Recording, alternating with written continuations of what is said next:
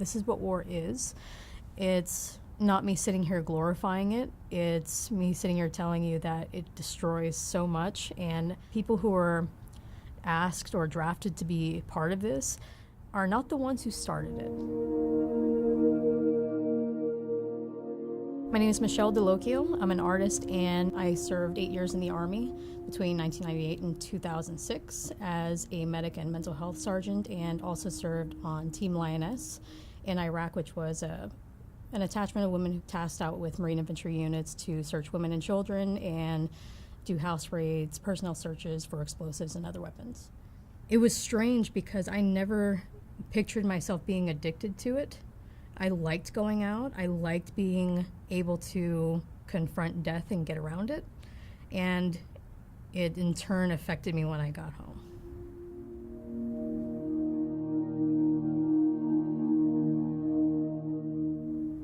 The only people I wanted to tell my story to were my parents. It was my nightmare to go to a VA and have somebody say, well, you're just being sensitive.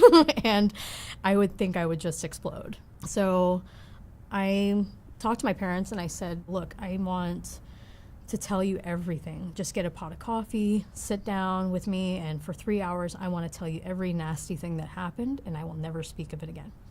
And they said no. So I didn't understand at first, but I think I've come to understand it as it was a measure of self-preservation.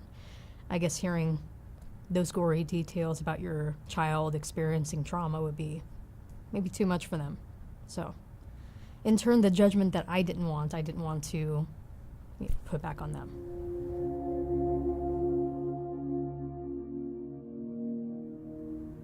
In 2010, I was invited out to Arizona. I ended up getting invited to Los Veteranos de Arizona, which is a Latino and Native American Vietnam veterans arts group. And I think it was probably the best thing I could have done. When they found out how I felt, they said, we understand how it feels to come home and not be accepted. And not just for being Vietnam veterans, but being Latino or Native American. And so they had something else to deal with, another level of discrimination to deal with when they got home.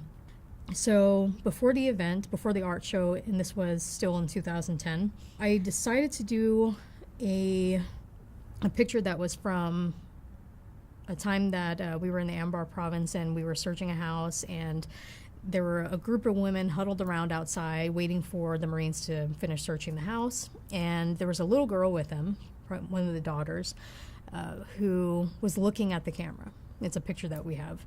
And she's looking at the camera while the rest of the women are looking like this is so routine and, when is this going to be over kind of look on their faces. And she's the only one who is looking at the camera with any accountability.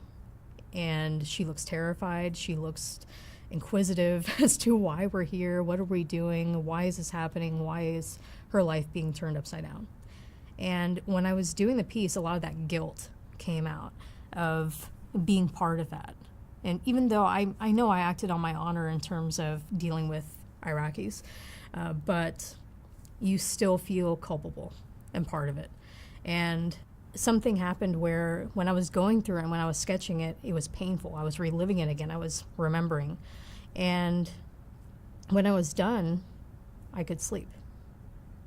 So there was that first real connection of I had processed something and that the experience didn't own me anymore.